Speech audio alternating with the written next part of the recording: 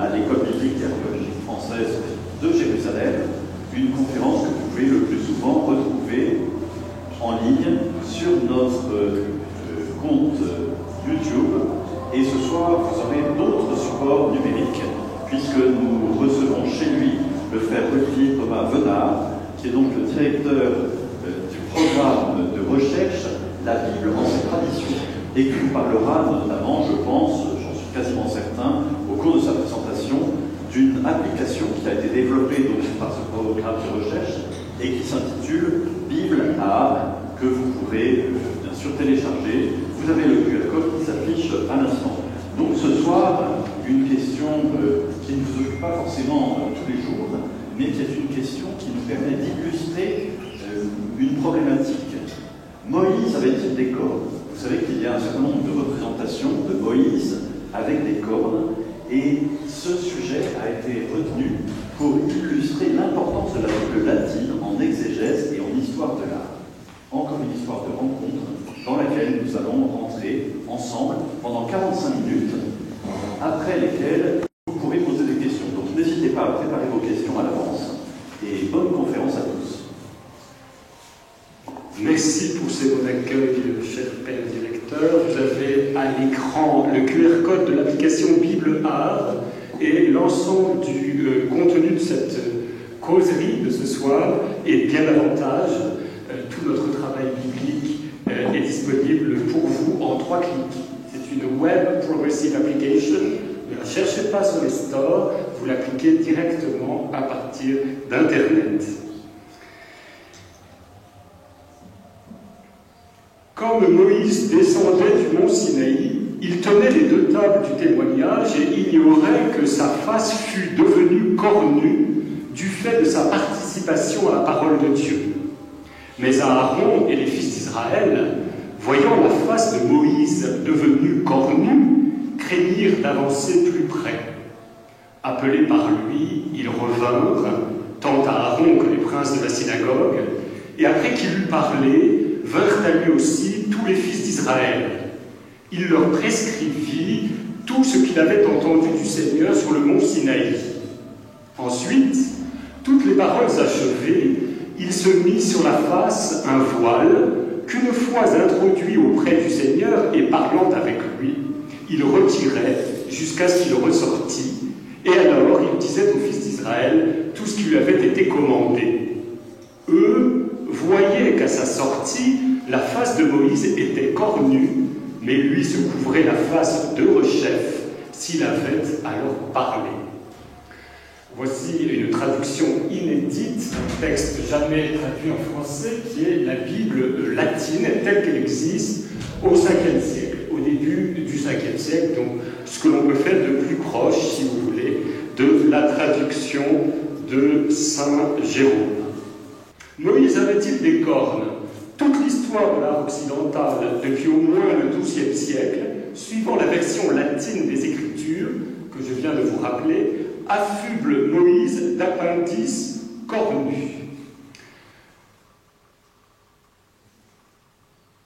Très rapide parcours, vous avez ici le très beau vitrail, nous sommes au début du XIIIe siècle, au milieu du XIIIe siècle, de la Sainte-Chapelle, qui a servi d'affiche à cette causerie. Voici, très intéressante, une miniature de la fin de ce même siècle, où vous voyez vraiment les cornes de Moïse, c'est sa peau devenue des cornes et qui rayonne.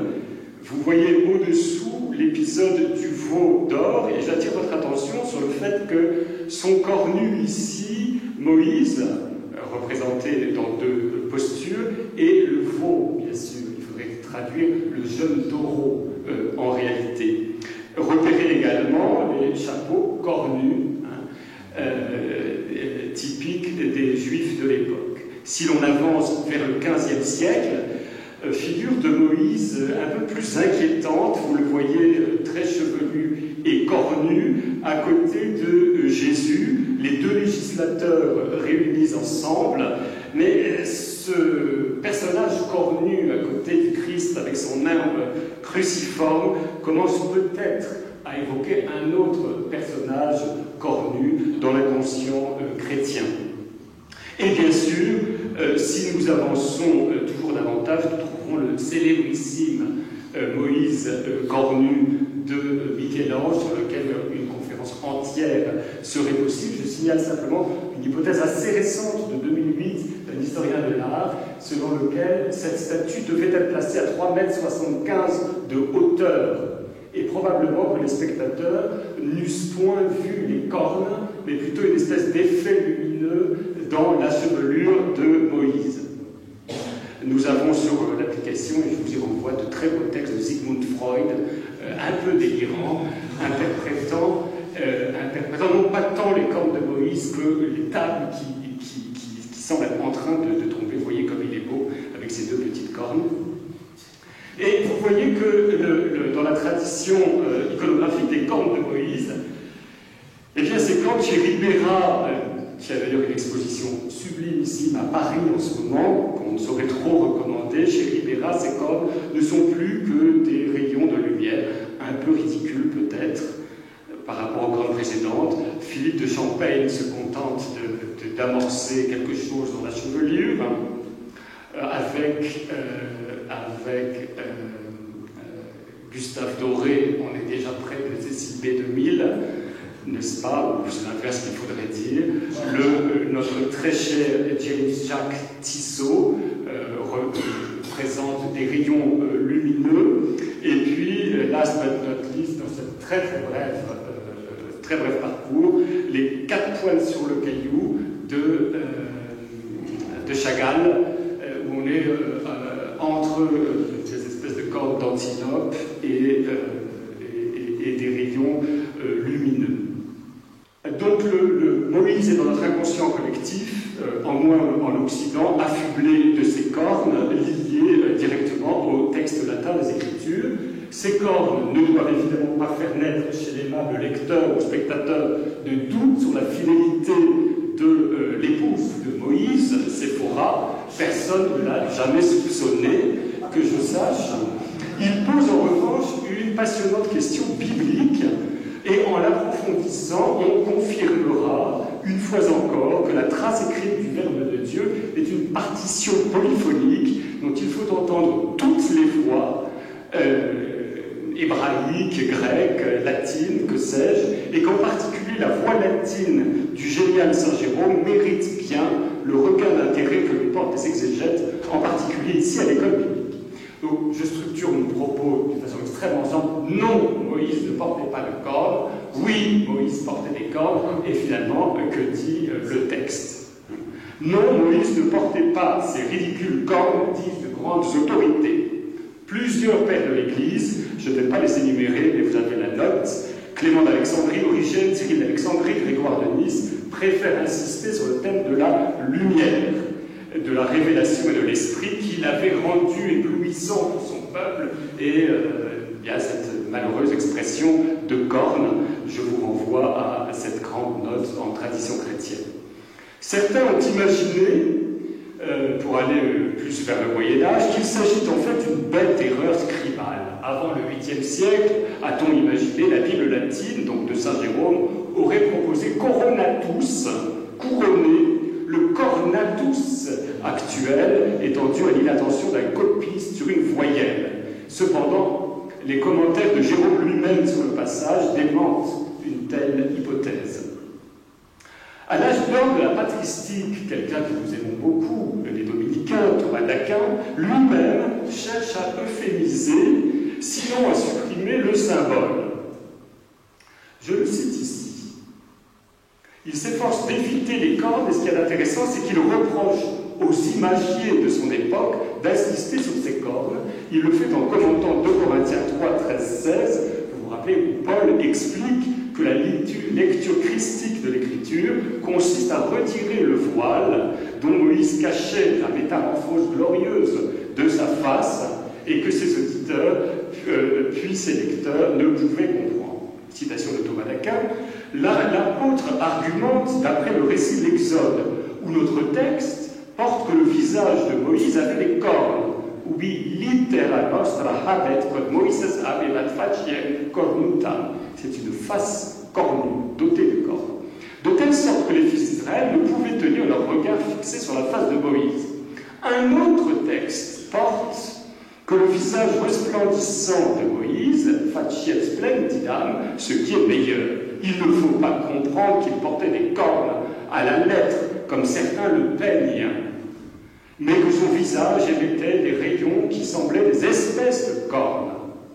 Voilà comment Thomas euphémise sur la base de deux lettres latines différentes, et il n'a pas forcément raison, ces deux lettres existent, on va voir en fin de causerie pourquoi et comment.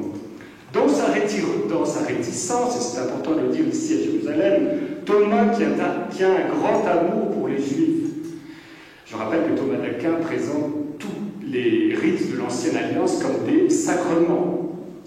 Et que Thomas d'Aquin, à l'époque où on brûle le Talmud en place de Grève à Paris, cite, lui, dans ses sermons, les Juifs en exemple d'observance du jour du Seigneur et de fidélité à l'étude des Écritures. Peut-être que Thomas, qui a un certain amour pour les Juifs, est marqué par l'exégèse juive, et voyons, on va voir quelques mots tout à l'heure, en particulier celle de Rachi ou de Rashbam, on verra. Ceux-ci cherchaient d'ailleurs peut-être à lutter contre l'anti-judaïsme que la représentation des cornes pouvait susciter ou catalyser. Les cornes de Moïse, en effet, ont fini par recevoir une connotation négative avec le développement d'un sentiment anti-juif à la fin de la période médiévale. Les chapeaux juifs imposés en France et ailleurs étaient connus sous le nom de pileus cornutus. Vous en avez vu sur l'image précédente. Et les insignes imposés par Philippe III de France à la communauté juive semblent avoir incorporé une corne. Sur la miniature suivante, de la même époque, Moïse est affublé non seulement de ses cornes, mais encore du pileus cornutus. Vous le voyez ici, c'est une petite miniature de 1323, 14e siècle. Ici, cependant, je dois dire que Moïse conserve un visage plutôt noble, assez paisible et naïf. Il me semble incertain qu'il faille voir dans une image comme celle-ci le témoignage formel d'un anti-judaïsme. Quoi qu'il en soit, on le sait, l'association entre les Juifs, Moïse cornu et les diables, finalement, dans l'imagerie antisémite chrétienne, aboutit parfois à la représentation des Juifs en général avec des cornes.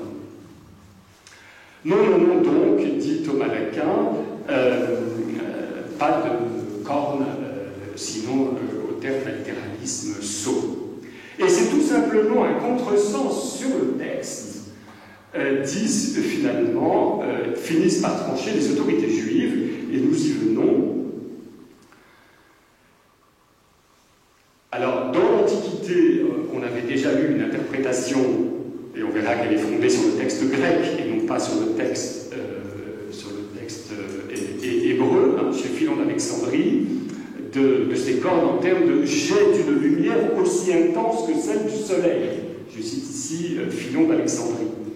Rachi, donc, qui est de la génération avant Thomas d'Aquin, développe le même rapprochement en comparant les cornes de Moïse et des rayons. Et pour lui, les cornes sont venues à Moïse, avant même l'épisode du mont Sinaï, au chapitre 34 de la Genèse. Elles sont venues dès le chapitre 33. Citons Rachi, le mot karan, qui donne corne, pas la Genèse de l'Exode, pardon. Le mot karan est apparenté au terme corne, puisque la lumière rayonnait et se projetait en forme de corne. Et depuis quand Moïse a-t-il été favorisé des rayons de la gloire? Nos maîtres ont dit que c'était depuis qu'il a été dans la caverne, où le Saint, béni soit-il, avait mis sa main sur son visage, ainsi qu'il est écrit, et je te couvrirai de la main. Alors là, il y a probablement un jeu avec l'unique autre passage de toutes les Écritures juives où la corne pourrait signifier un rayon de lumière, qui est en Habakkuk, on le verra finalement, où c'est une théophanie en Habakkuk 4, si mon souvenir est bon, on verra ça tout à l'heure, où il y a dans la main du Seigneur, très bizarrement deux cornes, peut-être deux rayons. Il rapproche ainsi Charan, cornu, et Charan, brillant, et rejoint peut-être un archétype, on va le voir, de la représentation du divin dans le Proche-Orient antique. On a également le Midrash Rabbah sur l'Exode, qui évoque, carrément, il fait la synthèse des cornes de gloire. Mais Rashbam va aller beaucoup plus loin, peut-être motivé par le désir de lutter contre l'antijudaïsme que les cornes ont fini par alimenter dans la chrétienté médiévale. Rashbam polémique, je le cite, le mot Charan est lié à l'idée de Hod, grandeur. Il est comme le mot Karnaïm dans l'expression qui émet des rayons de tous côtés, dans ces Habakkuk 3-4. Quiconque associe Charan dans ce verset au sens de corne, comme dans la phrase « il a des cornes comme des cornes de buffle », Deutéronome 33-17, est un insensé, car de nombreux mots dans la Torah ont au moins deux catégories distinctes de signification. Donc là, le problème semble réglé philologiquement, mais nous verrons que les choses sont tout de même moins simples. Il n'est pas sûr, en effet, que le procès en antijudaïsme, voire en antisémitisme, fait aux imagiers médiévaux sur la base des cornes de Moïse, soit entièrement justifié. D'abord, je vous ai montré des images où Moïse est non seulement cornu, mais coiffé de la coiffe typique des Juifs, et où il n'est pas du tout caricatural, au contraire, il a un très beau visage, et il y en a de nombreuses. Ensuite et surtout, ce ne sont pas seulement Moïse et les Juifs qui, à cette époque-là, portent des cornes, ce sont aussi les évêques catholiques. En paramontique, on passe en effet des cornes de Moïse aux mitres épiscopales en passant par les romans de chevalerie et les Bibles en vers français de cette époque-là. Alors je vais citer juste, excusez-moi, mon français médiéval est très loin, mais c'est quand même amusant, on se croirait dans Les Visiteurs. Je vous cite un passage simplement où l'un de ces poètes, alors quel est le plus intéressant, Hermann de Valenciennes, au XIIe siècle, donc c'est tout à fait parallèle au nôtre, s'adresse, donc il parle de Moïse. Sistom estue cornus, signor, vous ne le savez, tornés sont les cornes, selon les destinées, si on coiffe cornu, sachez par vérité. Les coiffes sont eschiées, liées vestes sacrées. Geoffroy de Paris, dans la Bible des 7 États du monde, celui-ci, Moïse, fit nostre cire Dieuse, premier évêque des Hébreux. Comme il a des cornes, c'est qu'il est évêque finalement. Et en lieu de mitre porté, lui fit corne au chef levé. Merveilleux. Alors les mitres cornus sont bien connus. Je suis tombé sur un site merveilleux par le docteur Alexandra Mackin, spécialiste de la paramontique médiévale, et qui vous fait, c'est presque le schéma de l'évolution humaine, vous savez, mais là c'est le schéma de l'évolution de la mitre. Et finalement, ce chapeau, il faut bien le dire, souvent très ridicule, dont on affuble les évêques, s'était porté tout au long du XIIIe siècle, fait un tour sur la tête d'à peu près, je suis nul en mathématiques, 90 degrés, enfin, finalement ça fait un peu bonnet d'âne, il faut bien le dire, mais le symbole, ce sont les cornes. Ce sont les cornes, et nous en avons la confirmation dans l'extraordinaire livre auquel il faut sans cesse revenir, le Rational de Durand de Mende, qui est la grande compilation de mystagogie pour la liturgie occidentale. Je cite: Mitra autem scientia utriusque testamenti designat, duo namque ilius cornua sunt testamenta, anterius novum posterius vetus, que duo episcopus memoriter debet scire. Donc on a dans la très haute culture du Randement et dans les romans de chevalerie ou les Bibles réécrites en français, nous avons cette attestation du lien entre les cornes de Moïse, et de Moïse, premier législateur, et figure du deuxième législateur, à lui seul, en quelque sorte, compilation des deux testaments. Il est prophète du nouveau Moïse, avec lequel il parle dans le Nouveau Testament, et de la mitre épiscopale. Je signale simplement, parce que c'est amusant, voilà des images où Aaron, qui est le grand prêtre, et en tant que grand prêtre, évidemment, premier évêque, donc il faudrait savoir est-ce que c'est Moïse ou est-ce que c'est Aaron. En tout cas, on a des images où les deux apparaissent, et à grand concours de cornes. Alors vous voyez sur cette très jolie image Moïse tout jeune, hein, avec sa, et tout frêle, sans barbe, mais avec sa corne, et à côté de lui, carrément, mitré et crossé, et mitré de telle façon que les deux cornes apparaissent, Aaron, sur une miniature de la British Library. Et ici, encore mieux, parce qu'il y a un aspect très critique également sur la hiérarchie. Vous reconnaissez évidemment le passage. Là, on est, pardon, je vous le dis, on est au tout début en fait, on ne sait pas, des 30, 1175, 1300. Ça doit être un manuscrit, une compilation d'origines diverses. En tout cas, on est quand même dans la période qui nous intéresse, celle du Moyen-Âge. Et vous voyez donc Dieu, évidemment le Dieu cruciforme. Dieu n'a qu'une seule parole. Pour les imagiers du Moyen-Âge, quand Dieu parle dans l'Ancien Testament, c'est évidemment le Christ.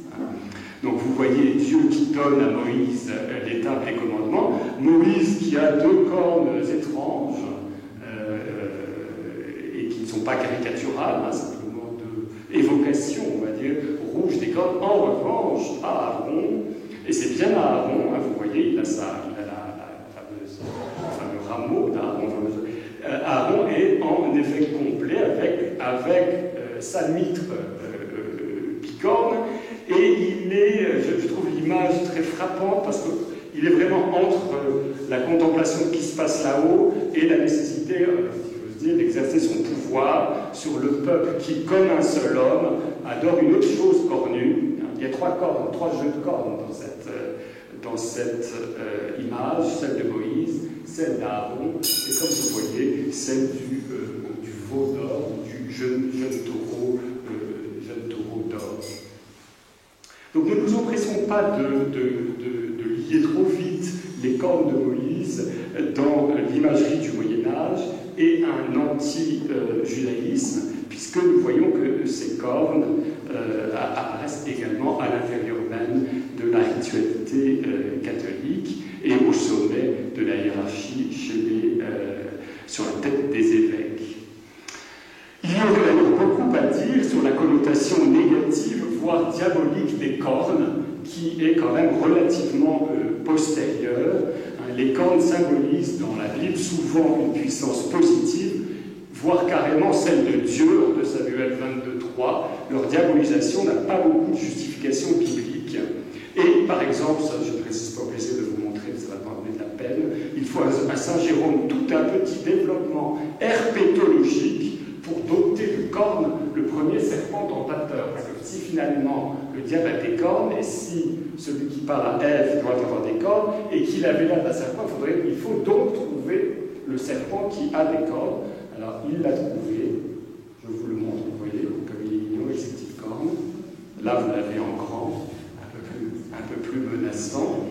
Et donc Jérôme, dans le De Benedictionibus Jacob Patriarché, il n'est pas seulement à propos du diable, dont Dan devient le suppôt, appelé Colubert, mais Cherastes, Kerata signifie en effet cornes en grec, donc ce serpent est nommé cornu, et en ce sens il désigne dans des... Vous voyez le genre de gymnastique qu'il faut faire pour finalement arriver à l'équation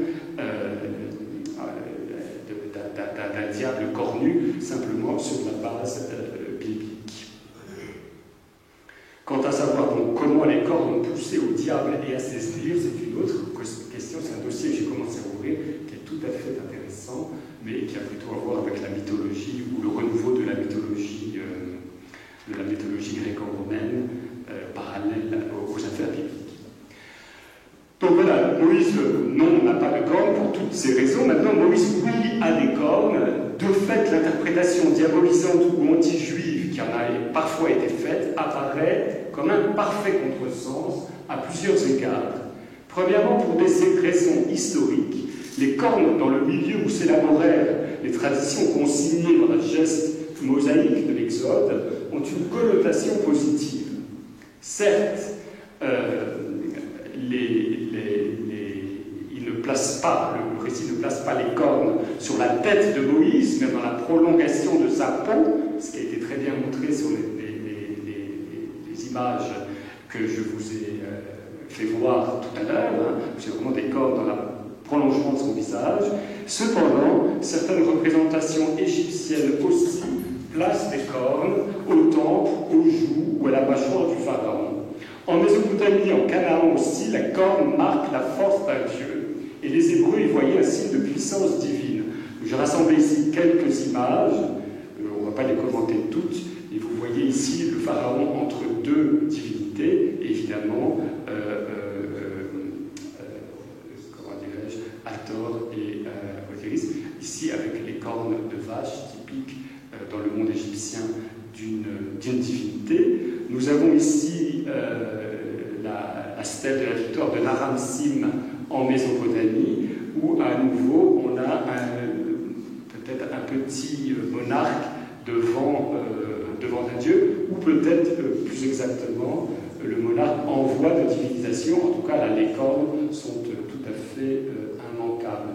Probablement qu'il s'agit du monarque en voie de divinisation, puisque en haut de la stèle, c'est coupé ici, mais les divinités sont symbolisées par des symboles astraux dans cette civilisation. Vous voyez ici carrément les pharaons des 18e et 19e dynasties portant la fameuse couronne Atef avec ses cornes de bélier caractéristiques. Très belle représentation d'une triade ici, triade de Ramsès avec Amon et Mout. Et là, les cornes ne manquent pas. Et puis, de plus proche de chez nous, à Ougarit, la fameuse stèle au Baal de foudre, là encore, nous voyons un Baal cornu. Donc les cornes dans cette civilisation, dans ces cultures qui voient se développer nos récitatifs bibliques, sont des indicateurs de divinité ou d'êtres humains, en quelque sorte, en voie vers une forme de divinisation, si vous voulez. Dans l'imagerie divine du Proche-Orient ancien, les cornes étaient souvent associées aussi à une lumière surnaturelle. En Mésopotamie, les cornes ont un rapport avec l'aura des dieux, appelée Bellamou, lumière brillante qui rayonnait en particulier de leur tête ou de leur armement, et qu'ils pouvaient donner en partage à des humains, en particulier à des rois. Cette équivalence, cette équation corne et lumière apparaît de façon analogue autour du Messie davidique au psaume 132, ou encore dans le fameux passage d'Habacuc 3-4. Vous vous rappelez, sa splendeur sera comme la lumière, il a des cornes dans ses mains, c'est là qu'est cachée sa puissance. C'est un psaume que l'on récite souvent sans trop y penser. Donc oui, il y a des raisons historiques et culturelles pour que Moïse, dans ce contexte-là, ait pu porter des cornes. Il y a surtout, pour moi qui suis plutôt du côté de l'art et de la poétique, des raisons littéraires. Dans la logique du récit de l'Exode, ces cornes confèrent au personnage de Moïse une caractérisation quasi-divine. Moïse, vous vous rappelez, ignorait que son visage avait été doté de cornes. La cornification de son visage résulte de l'intimité vécue avec Dieu, et le latin insiste énormément, il parle du consortium servonis, consortium. Dieu a été dans une sorte de consortium, association, participation. Alors, le latin prend bien soin de ne pas mettre verbi, la participation verbi, mais sermonis, le verbe déjà distribué en parole, en quelque sorte.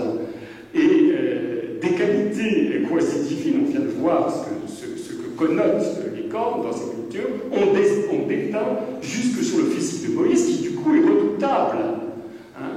Le peuple est saisi de crainte devant lui, que ce soit regarder Dieu ou regarder Moïse, semble très dangereux, il se carapate vous avez entendu, il faut que, à deux reprises, c'est très bien souligné par la tradition latine, les cercles successifs se rapprochent de lui pour l'écouter. Donc il est redoutable, en même temps il est humble et doux. Hein. On sait que Moïse, comme personnage, est le plus doux de tous les hommes doux de la terre. Il ne se gonfle pas d'orgueil tel un monarque païen, au contraire, en se voilant la face peut-être, prend-il des mesures pour atténuer la crainte qu'il inspire, et dans la suite du récit, le narrateur d'Exode prend soin de rediriger toute l'attention du lecteur vers le tabernacle, vers la tente, comme pour signifier que l'exaltation de Moïse avait pour but principal de lui permettre de construire.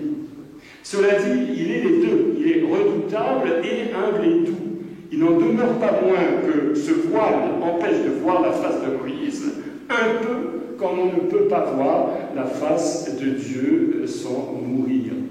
Et de fait, je crois qu'on peut trouver des caractérisations divines sur le plan littéraire ici, dans l'association des cornes et du voile. La métamorphose de Moïse, rapportée par la lettre des Écritures, peut avoir plusieurs valeurs. Elle a une connotation théophanique évidente, amplification visuelle par la longueur des cornes, évoquant celle de rayons lumineux émis par le visage de Moïse, irradié de présence divine, arme d'attaque et de défense. Les cornes sont des attributs divins bien attestés dans l'art du Proche-Orient ancien. Connotation rituelle. Là, ça devient sérieux. Moïse apparaît lui-même comme une espèce de sanctuaire de la présence divine. Les cornes apparaissent en effet sur le visage de Moïse dans un contexte extrêmement liturgique. Elles étaient déjà sur l'autel, dans la conscience du lecteur, depuis plusieurs chapitres. Alors je vous montre. Le voici.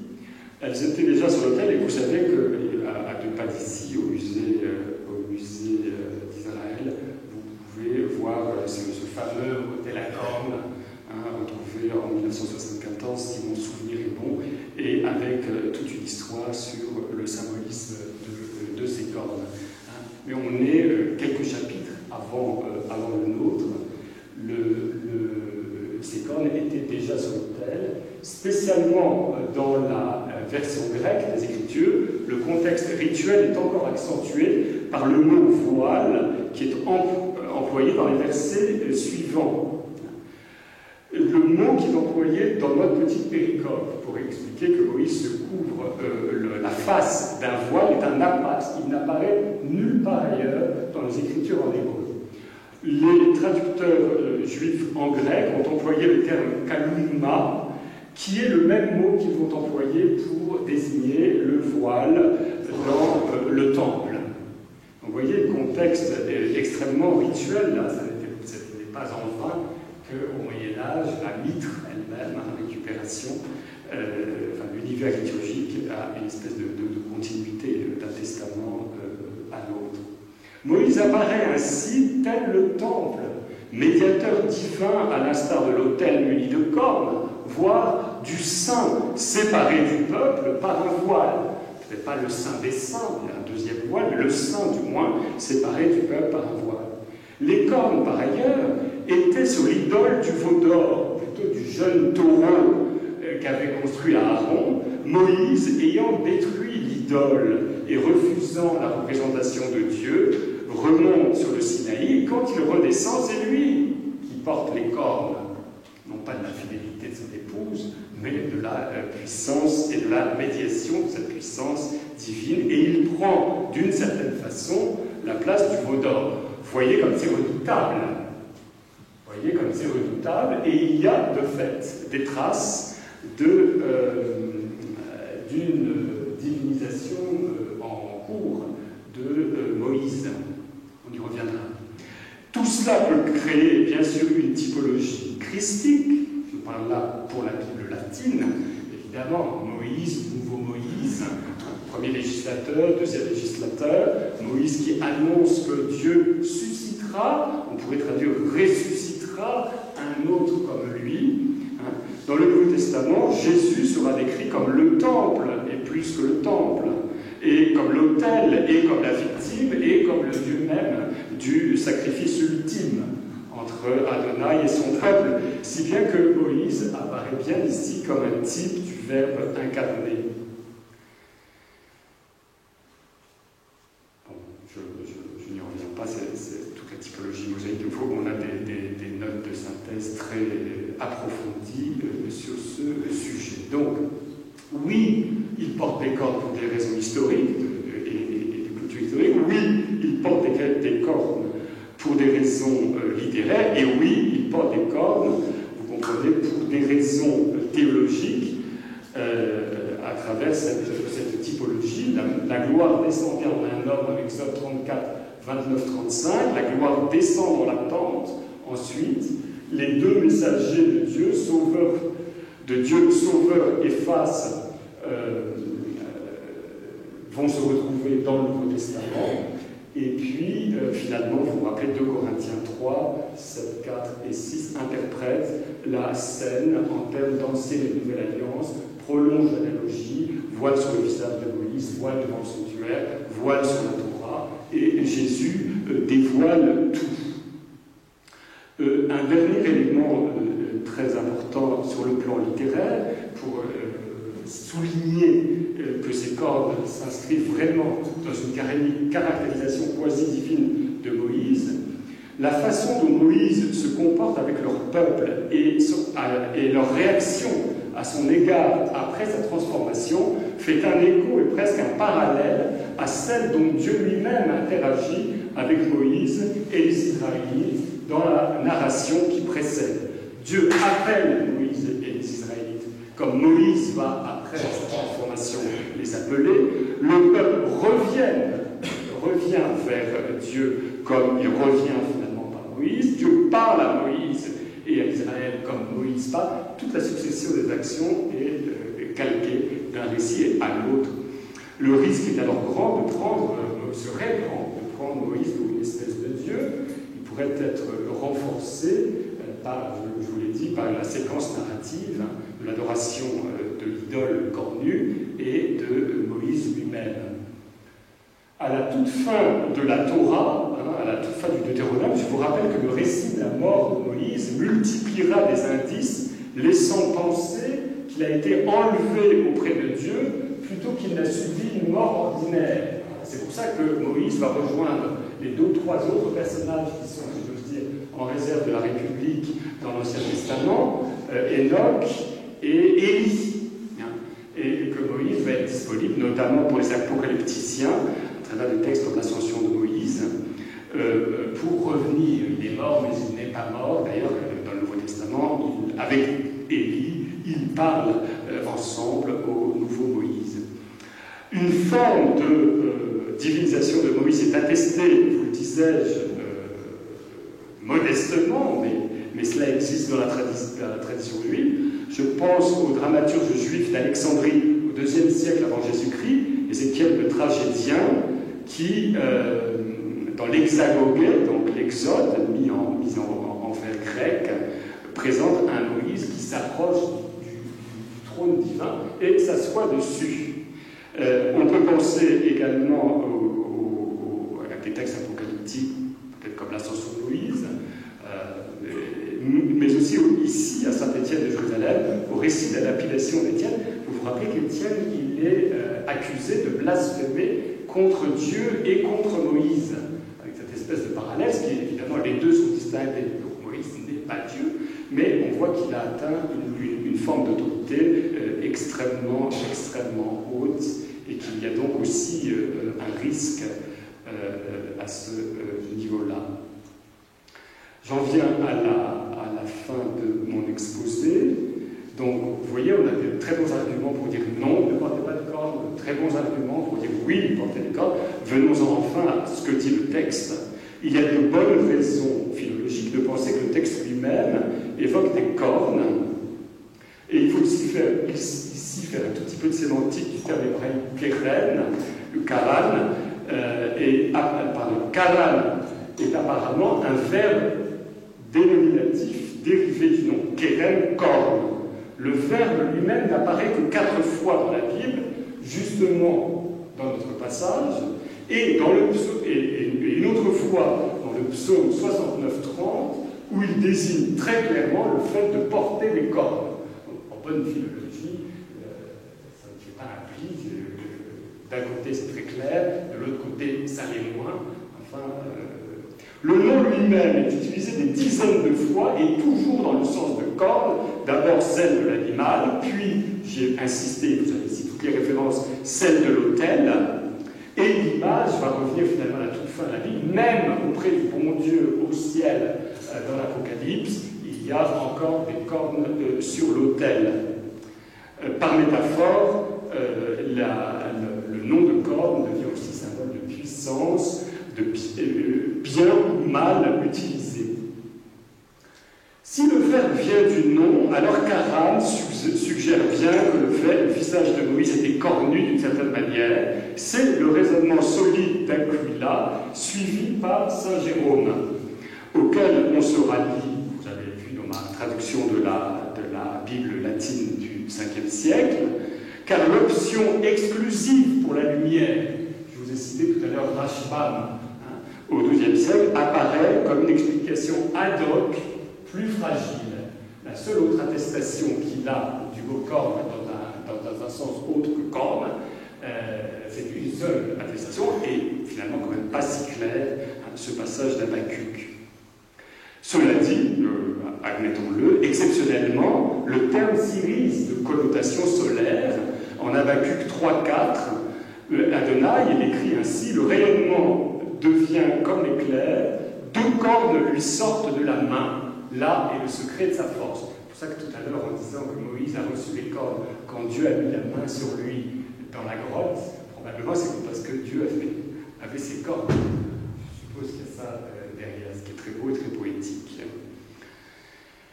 Peut-être y a-t-il derrière cela trace d'un symbolisme solaire archaïque. En arabe, paraît-il, Karon peut signifier non seulement l'antenne ou la corne, mais aussi les premiers rayons du soleil.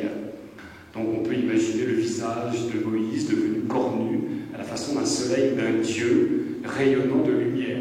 Je me rappelle, quand j'étais au noviciat, nous avions dans nos livres liturgiques d'André Gouze, la toute première version renéotée, et il avait trouvé, et je n'arrive pas à remettre la main dessus, une gravure médiévale de Moïse descendant de la montagne, du mont Sinaï, et il n'avait plus de visage, c'était presque un tableau de Salvador Dali, mais c'était du XIVe siècle. Nous, on l'appelait le Moïse cactus. À la place de visage, il avait des rayons représentés d'une façon très claire. Alors, si on va voir du côté de la comparaison des versions, c'est l'occasion de vous montrer le très beau frontispice de la Bible polyglotte d'Alcala, qui indique dans notre annotation la comparaison des versions. Les cornes apparaissent bien dans la Vulgate. La version grecque a déjà commencé un petit peu à rationaliser et parle de l'apparence du visage chargé de gloire.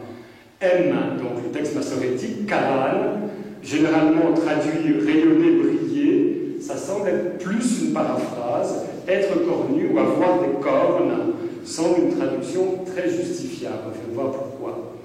La Septante, elle, paraphrase, son visage était glorifié, elle rationalise le symbole, la transformation de Moïse est une simple apparence prise par son visage.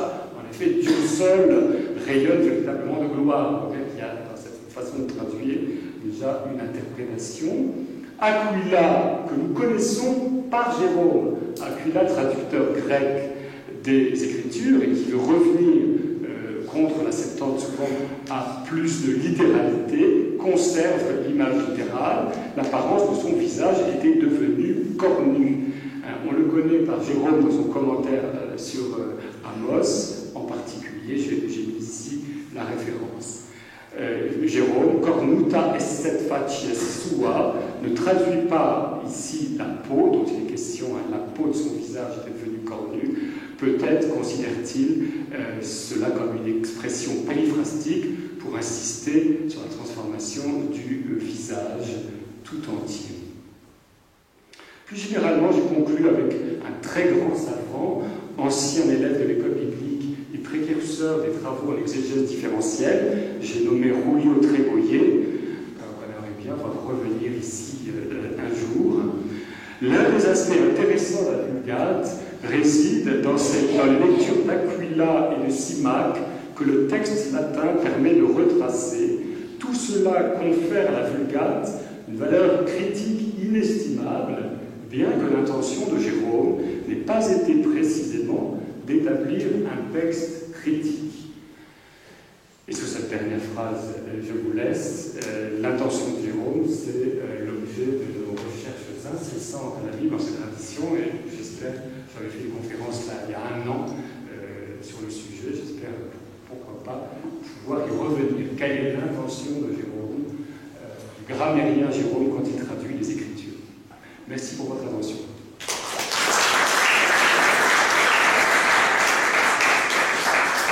Merci beaucoup, Frère Olivier Thomas. Je rappelle que tu es directeur du programme de recherche de la Bible, ancienne tradition, et professeur ordinaire à l'école biblique. Nous avons maintenant un temps de questions. Vous avez pu, peut-être pour certains, suivre sur YouTube directement et regarder, accéder en direct sur le site de la Bible ancienne tradition aux notes. Vous pourrez aussi les retrouver en allant donc vous connecter à travers le QR code qui vous a été proposé au début de cette vidéo. Alors maintenant, la parole est à la salle qui veut se lancer pour la première question. Alors, ce soir, on a l'embarras du choix. Merci beaucoup. Bien. Bonsoir. Merci beaucoup pour vos éclairages philologiques.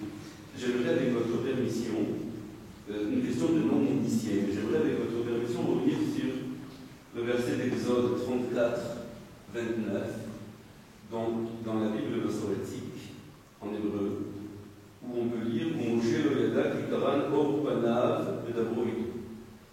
Or, karan or panav, comme vous l'avez dit en arabe, on peut se traduire par rayonnement ou par corde. Or, dans la tradition qui est celle de la traduction araméenne, vous le savez certainement du texte biblique, on lit dans le pseudo-Jonathan, ainsi que chez Onkelos, donc je lis littéralement, où Moshe lo yada aresa gezi yekara de apoi. Littéralement, donc, Moïse ne savait pas que son visage resplendissait, rayonnait. Et on retrouve, alors c'est plus une paraphrase qu'une traduction, hein. On retrouve cette même paraphrase dans le pseudo-Jonathan. Minzi ikar shpinte d'Adonai Ismaïl d'Almite. Pardon, je vais dire avant. Ziv ikunin de alpoi. Donc là aussi, on a cette même idée. Donc la question que je voudrais poser, mais encore une fois de non-initié, n'y aurait-il pas une erreur de traduction dans la Vulgate, dans la lecture que fait Jérôme du texte biblique? Alors, tout le but de la conférence était de montrer que non. En ce qui concerne les Targum, tous semblent délibérément traduire le terme de peau, or, comme s'il s'agissait du mot lumière. Donc, on ne faut pas trop s'appuyer sur les. Il semble bien que la lumière vienne plutôt d'une confusion comme celle-là. Mais je ne les connais pas. Or et or, à idéal. Voilà, or ou or. Bon. Alors, Émile, puis Martin. Merci, Olivier. Plutôt que de faire référence à la racine ou au carré, je pense qu'il y a une meilleure figure, c'est la stèle d'Hammurabi. Oui. Vous savez qu'Hammurabi, bon, c'est le code le plus ancien connu, complet. Le dieu Shamash, le dieu de la justice, a 4 paires de cornes. Et pourquoi? Parce que c'est le soleil, Shamash c'est le soleil est clair, donc il voit tout, donc il peut juger en justice. Vraiment. Donc il a 4 paires de cornes. Donc des cornes, puissance et en même temps lumière. Déjà, donc, à 1800 et quelques, avant notre ère. Merci beaucoup, je vais rajouter mon avis à la collection. Ok, Martin. Je vais un peu dans le même sens que Émile.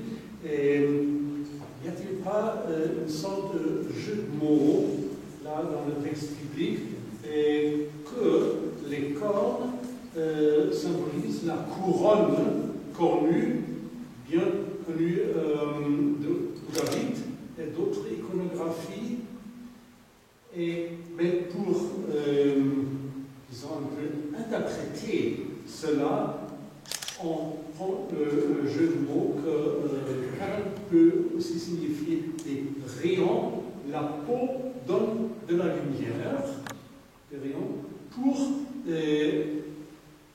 ne pas entrer entièrement dans ce entre guillemets, paganisme ougaritique ou mésopotamien avec les couronnes cornues des dieux, n'est-ce pas, Baal, etc. Et Moïse a cette épithète iconographique, mais on interprète ça de façon lumineuse, etc. Oui, c'est tout à fait clair, c'est dans ce sens que va la traduction grecque.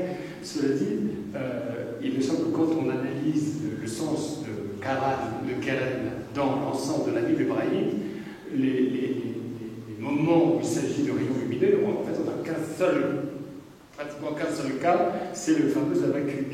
Donc moi, je trouve que ça a plutôt l'air d'une explication ad hoc, et précisément d'une explication plutôt que, il me semble qu'en bonne philologie, même si la statistique ne dit pas tout, là, elle dit beaucoup.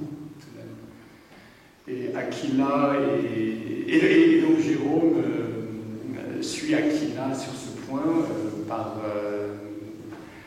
par intérêt philologique et aussi, je crois l'avoir montré, typologique. C'est sorti. Merci beaucoup pour cette conférence. Il y a un article qui a été, alors maintenant je ne me souviens plus, je l'ai lu il y a longtemps, d'un russe qui parlait justement de ce sujet, qui rapportait énormément de sources juives montrant précisément l'interprétation de Moïse comme étant cornu. Alors, ce qui est certain, c'est que Saint Jérôme n'a pas inventé. Alors, est-ce que c'est le sens original ou pas? Je n'en sais rien, il faudrait étudier la question de plus près. Mais ce dont je suis absolument convaincu, c'est qu'il se fait l'écho d'une tradition juive ancienne. Parce que bien avant Rashbam, on a l'article cite toute une série de midrash. Maintenant je ne me souviens plus, mais il y a une longue liste de sources hébraïques anciennes. Aquila, pour commencer. Il y a Aquila, oui. Mais il y en a beaucoup d'autres. Voilà. Alors, Arthur, puis Lucas. Moi, c'est pour apporter un petit complément égyptologique, puisque ça a été mentionné, et qui va exactement dans le sens du père Émile et du frère Martin. Sur cette association, en fait, on va dire idéologique et symbolique entre rayons du soleil, en tout cas le soleil, et les cornes. Vous avez montré en fait la divinité Hathor, qui est parfois tardivement associée à Isis. Hathor enserre, et on l'a bien vu sur cette iconographie, enserre le soleil entre ses cornes, et elle-même est fille du soleil, dans une légende où ensuite elle est associée à d'autres déesses et à d'autres propriétés. On voit bien qu'à chaque fois que le soleil est mentionné à part, enfin figure iconographiquement à part avec le dieu Ré, qui lui n'a pas besoin de cornes, entre guillemets, ce sont des divinités cornues qui enserrent le soleil dans leur cornes. Donc il y a cette idée aussi de corne couronne qui enserre le soleil. Donc toute cette association entre puissance, royauté, en tout cas le port de la couronne, corne, vraiment proprement ici vachère, mais vous avez bien parlé aussi de la couronne à tête qui elles sont avec des cornes de bélier, ça marche aussi. Donc il y a vraiment cette association qui en fait remonte à date très ancienne, puisque en fait les iconographies d'Hathor ça a remonté jusqu'au 3e millénaire, au début du 3e millénaire. Il ne s'agit pas de dire qu'une des traductions est la bonne et l'autre est la mauvaise, vous l'aurez bien compris. C'est que c'est justement le jeu de ces différentes voies qui fait la richesse de l'écriture et qui la garde vivante.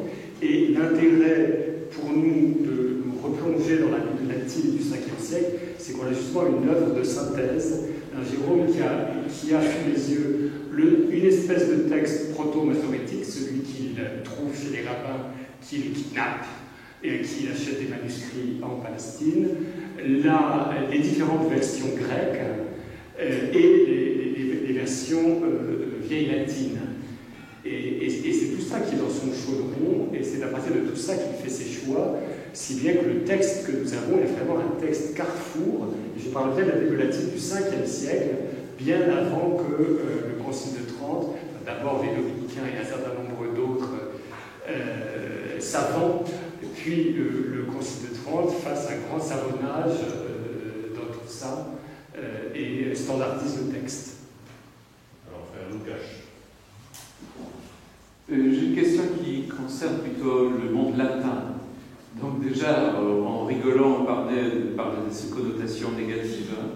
Et comment, et déjà l'interprétation, on voit la difficulté, comment expliquer cela? Comment fonctionnait, est-ce que dans le monde latin, le corps avait des associations aussi positives ou seulement négatives? Est-ce que tu as étudié cet aspect? C'est une très bonne question. Je ne peux pas y répondre. Peut-être que nous avons un être classique par exemple éminent. Alors, y a-t-il encore d'autres questions? Sinon, ce sera une question pour une nouvelle conférence. Une dernière question, vous avez une dernière chance? Non? Alors, je vous rappelle que cette conférence, je remercie beaucoup le frère Olivier Thomas. Je pense qu'on peut l'applaudir.